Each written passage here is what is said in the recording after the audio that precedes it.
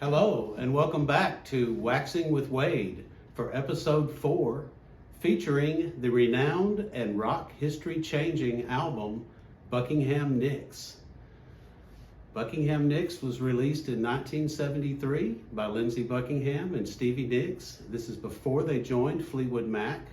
It's their only album that they released, and this album and a particular song on it, just by pure happenstance, became the reason how they got invited to join Fleetwood Mac and change that band's history. First, let me tell you a little bit about Fleetwood Mac's history. They had been around for 8 years before Lindsey and Stevie joined. They were a British blues rock band, and one of their most famous songs, I'm sure you're very familiar with, but you may not have known, it was early Fleetwood Mac. That song is Black Magic Woman, which was made famous by Santana. But it was originally a Fleetwood Mac song written by Peter Green. Peter Green and John McVie and Mick Fleetwood were members of John Mayall's Blues Breakers, a famous British blues rock band from the 60s. And Peter Green wanted to leave and form a new band and convinced John and Mick to join and be the rhythm section for his new band. But to convince John, who was hesitant at first, he offered to name the band after them, Fleetwood Mac, after Mick Fleetwood and John McVie. Now, I don't know if that's the reason he was convinced to leave, but that's what Peter tried. And anyway, they hired another guitarist, Jeremy Spencer, out of LA. They recorded several albums in the late 60s and early 70s, blues rock band to start, and then changed to some other musical styles. And during the course of this time, another person joined the band. Christine Perfect was a British singer. She had an album. She was a session singer, and she had appeared on several of the Fleetwood Mac albums, and they invited her to join the band in 1970.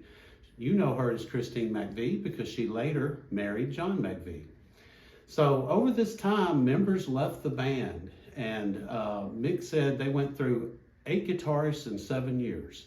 Peter Green left eventually, Jeremy Spencer left, others came and went.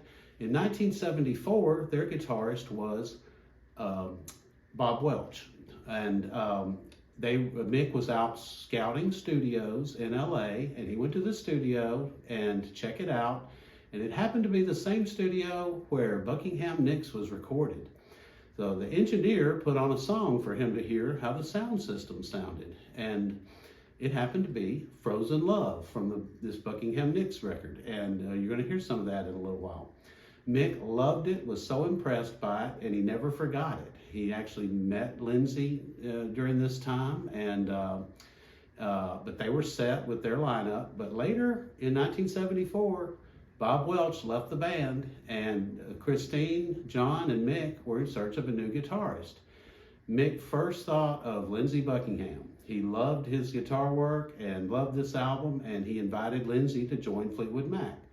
Lindsey told him that he would join, but he and Stevie came as a package deal, and Stevie would have to join if he did. And Mick was just fine with this. He loved Stevie's vocals, her writing on this album, and this is how they both came to join Fleetwood Mac. Eventually put out the 1975 self-titled release, Fleetwood Mac. I think they didn't give it another title because it was a new beginning for the band. And Stevie wrote half the songs on this album, Lindsey wrote half the songs on this album, and one song they wrote together, Frozen Love, that they're both credited on, which is the one that Mick heard in the studio, amongst others. So let's take a look at this record. Check out this cover, isn't it amazing? First thing you'll notice is they're both topless, but second thing I noticed was, look at Lindsey's hair. My goodness, that had to be professionally done. It's gorgeous, and so is Stevie and the whole cover, I think. But this did come at a cost. Stevie was not very happy about shooting this topless, and it was one of the producer's ideas. Lindsey jumped right on it, loved it. Stevie said in an interview that she was crying afterward, and she was kind of coerced and pressured into doing this cover topless. Lindsey basically said, Stevie, get over it, it's just art. And she hesitantly did it, and I don't think she regrets it, but at the time it was very difficult for her. It's become such an iconic cover.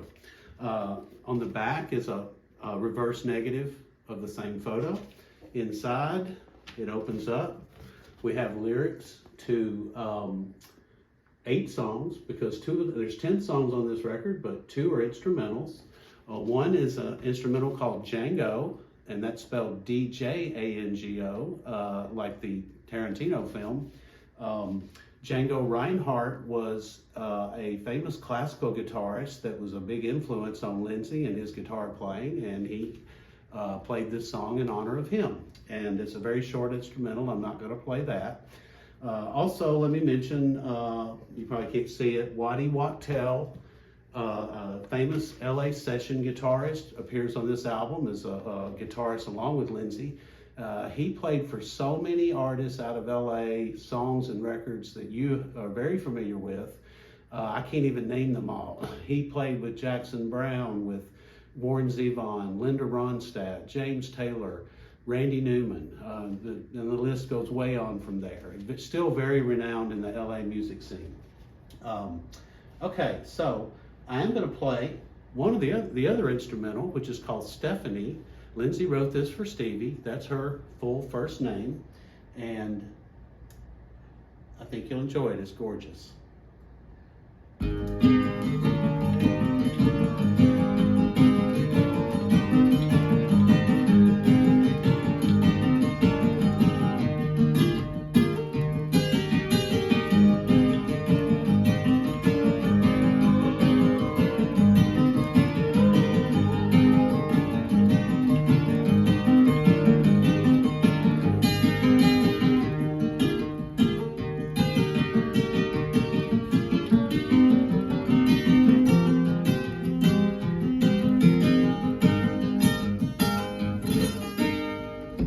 Okay, I wish I could play it all, but we've got to move on.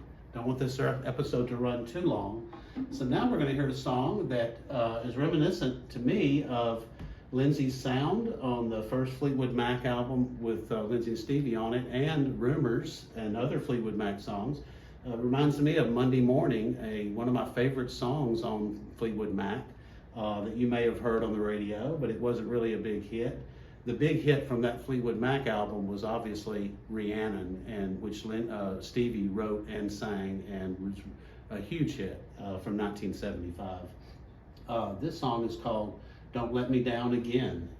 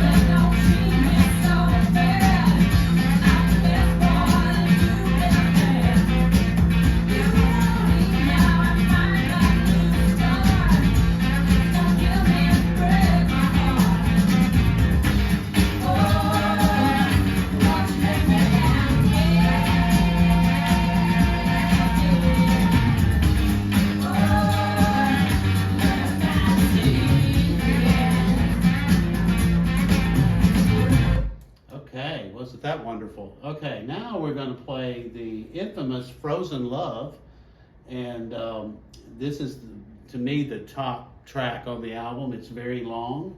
I'm going to skip to the second verse so you can hear Stevie's vocals. And let me mention that Stevie was taught to sing at age 4 to 5 by her grandfather, who was an aspiring country artist.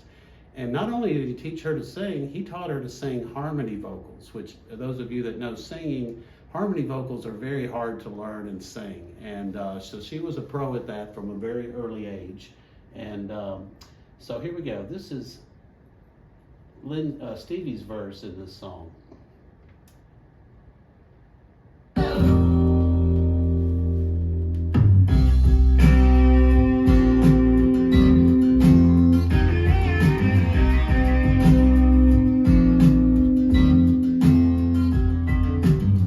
Nothing